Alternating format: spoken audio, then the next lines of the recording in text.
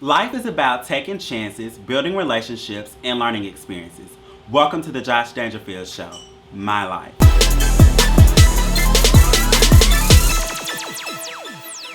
Joshua Dangerfield, who is that and what is his purpose? I am from Birmingham, Alabama. I am a sophomore at the Tennessee State University, a broadcast journalism major with a concentration in television and radio, and a minor in integrated marketing communication.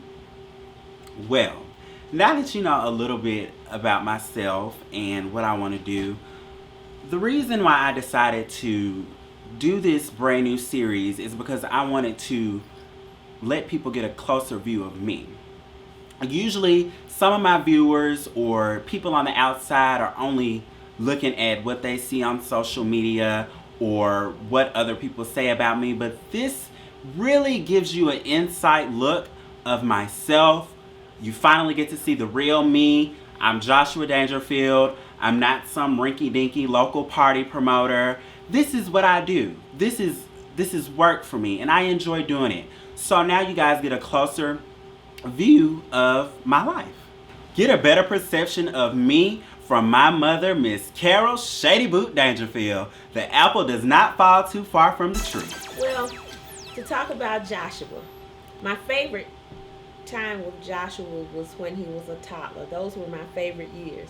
A lot of people don't know this, but we used to call Joshua as a toddler Shouting Josh. I would carry him to church on Sundays, and he would always start shouting in church. I don't know if he was imitating some of the members or if he really was touched. At any rate, it became so obvious that I would just sit on the back pew every Sunday, and I would just let him have his way. He would shout up and down the pew, and the ushers would come, and then they would, fan him, and the next thing I know, he would be out like a light, and I would say, "Oh my God, what I have here?" I said, "This child is anointed," and people would say, "Oh, he's just special. He's gonna be a preacher one day." So I was like, "Okay, God, whatever you have in store for him, that's gonna be fine with me, just so he's healthy." One day, I had bought him a tennis racket, and he had taken the racket and went outside and started hitting up against the bricks on the house, and he came in and told me, he said, "Mama, I think I want to play tennis now." And I said, "Are you sure? Because that's a very expensive sport to invest in now, but if it's what you want to do, I'll make sure that you get the proper training." So we went out and talked to one of the coaches, Coach Lewis, as a matter of fact, over in an area known as Homewood.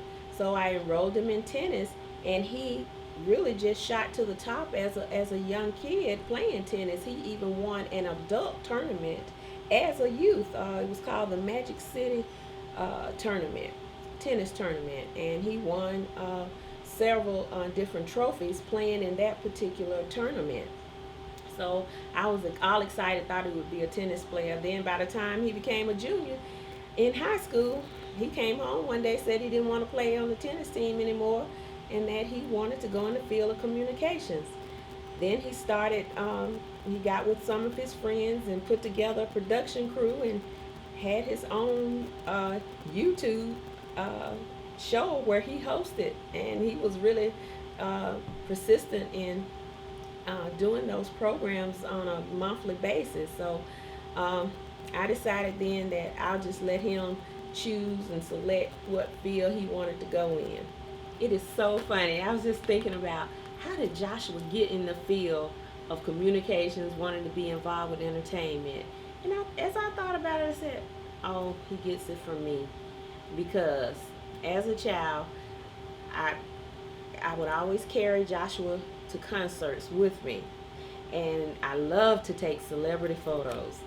So I can remember really one, two, maybe three occasions. The first occasion was when Earth, Wind, and Fire was playing in the park in Birmingham, Alabama.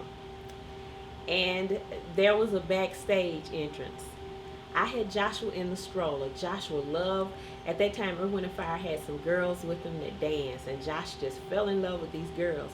So I happened to catch one of them going backstage, and I ran up, pushed the stroller up to her, and I said, hey, is Philip Bailey backstage? I'd love to get some pictures with Philip Bailey. And so she was like, come on, follow us. I said, and so I pushed the stroller back there. And then we got backstage, and I took pictures, had Joshua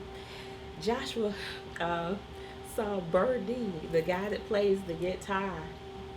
Bird is white. And so he picked up Joshua, and Joshua went in to touch his hair because he has a lot of hair.